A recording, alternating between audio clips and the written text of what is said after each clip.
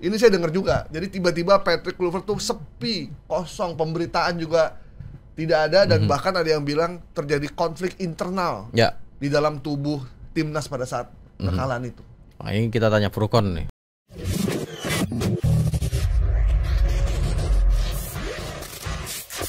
Oke. Selanjutnya Patrick Kluivert mundur dari usai timnas Indonesia babak belur dihajar Jepang 6-0. Ini saya dengar juga. Jadi tiba-tiba Patrick Kluivert tuh sepi, kosong, pemberitaan juga tidak ada, dan bahkan ada yang bilang terjadi konflik internal di dalam tubuh timnas pada saat kekalahan itu. Nah, ini kita tanya Furkon nih. Ya. Kenapa nih, ada konflik internal apa Furkon? Iya. Furkon dari sumber ini sesekali suruh datang di sini. Iya, ini gimana ini? Jadi ini ada pemain yang marah juga katanya. Kenapa kok yang ini dicadangin, ini dimainin gitu. Sampai akhirnya tertinggal 0-6. Jadi ada sebuah akun namanya Arsip Timnas di Facebook.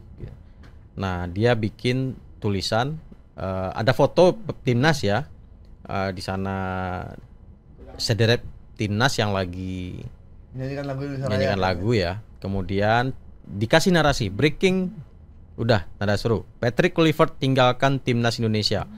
Saya tidak akan kembali.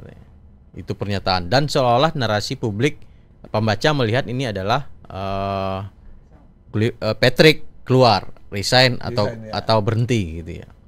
Kemudian apalagi dikasih narasi setelah kekalahan dan itu menyesakkan memang 0-6 gitu. Nah, kalau kita mau teliti ke bawah dikit nih, Furkon di screen capture ini, itu ada semacam iklan kecil, Bang. Di sini nggak ada yang nampil. Oh iya. Di sini di saya kelihatan. Dari di desainnya itu ya? Iya. Di dalam desainnya. Nobar 69. Oh, kacau Nobar ini. 69 itu mah judol itu. Jadi kacau ini. Wah, ini judol bikin berita di judulnya nih. Judol ya, udah merusak bikin hoax lagi.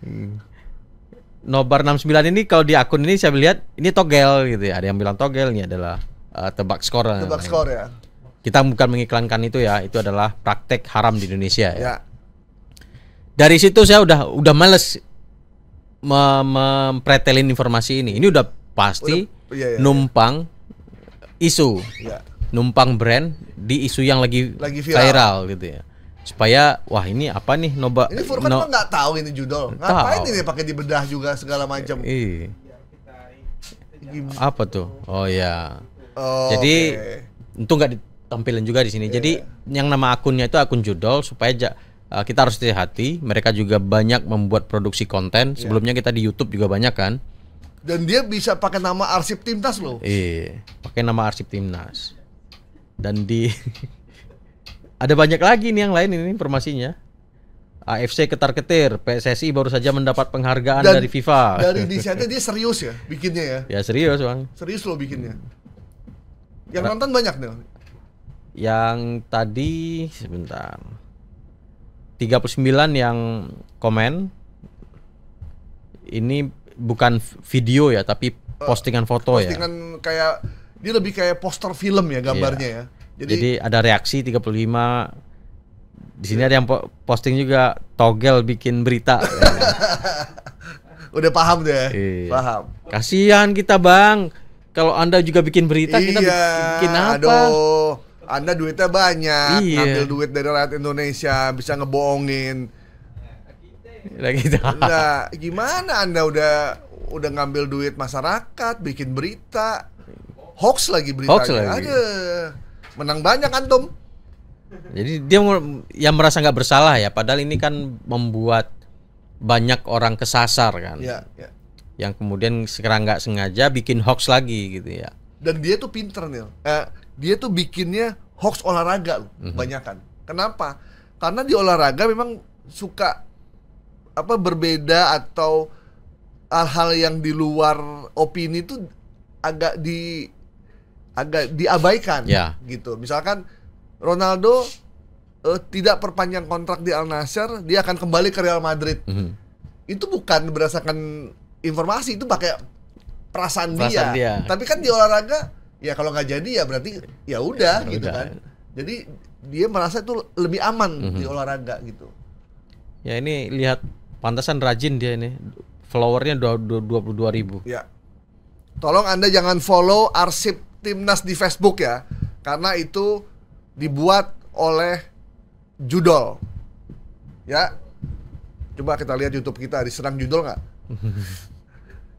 Tapi kayaknya judol kere nih kayaknya nih ya, judol kecil-kecilan ya. Kalau yang slot gacor, kalau yang pulau sekian-sekian tuh yang ngeri tuh. Langsung yang nyerang. Komen kita langsung diisi judol semua. Pulau 77 ya. Oke. Patrick Kluivert mundur dari timnas Indonesia karena dengan hoax ya. Hoax. Oke. Satu lagi Bang, terakhir. Ya. Makam Nabi Sulaiman alaihissalam ditemukan di Candi Borobudur. Wih. Nabi yang bisa bicara dengan semut. Ya. Nabi yang bisa bicara dengan banyak binatang dan mengerti yang punya bahasa. kekayaan luar biasa Luar biasa. Siapa nama istrinya? Ratu Sabah. Bilqis ya. Bilqis. Ratu Bilqis. Di negeri Sabah. Dia bisa memindahkan apa? Singgasana ya, Ratu Bilqis. Oh iya. Ke istananya dia. Dan Ratu Bilqis datang kaget. Ini kok mirip singgasananya dia. Itu mirip punya gua gitu. Ternyata tuh dipindahin sama dia. Dipindahin sama Nabi Sulaiman. Ya. Nah, Nabi Sulaiman ini itu sebelum kita lihat ini adalah fakta atau hoax ya. Nabi Sulaiman itu hidup sebelum Masehi. 900-an sebelum Masehi. Sementara Candi Borobudur itu berdiri setelah Masehi. Nah, jadi dari sisi waktu panjang banget jedanya gitu ya. Terlampau lama ya. Terlampau lama. Jadi ini ada yang bilang kalau penemuan secara arkeologis ini setelah Masehi. Sementara di Al-Qur'an dijelaskan periodenya diperkirakan itu sebelum Masehi. Nabi Muhammad pun di 561 Masehi kan. Jadi kalau sebelum Masehi panjang banget jedanya. Dan Nabi Sulaiman itu di Jazirah Arab kan waktu itu kan. Nabi Sulaiman itu dalam banyak informasi itu ada di wilayah Palestina sekarang. Oh iya. Daerah Palestina itu. Dan itu wilayahnya dulu. Dan di situ kalau mengacu kepada temuan-temuan yang di sana, aku bukan ahli arkeologi jadinya. Ya, pokoknya wilayah sana yang saya baca ya. Yang saya baca itu ada di sana. Namun narasi itu kemudian muncul di Indonesia, ada di Candi Borobudur. Nah, ada konten yang beredar, itu sebuah video yang menampilkan seolah-olah ada kuburan yang ditemukan di tengah candi, seperti yang di belakang ini. Nah, di situ dijelaskan ada makam Nabi Sulaiman yang ditemukan di Candi Borobudur.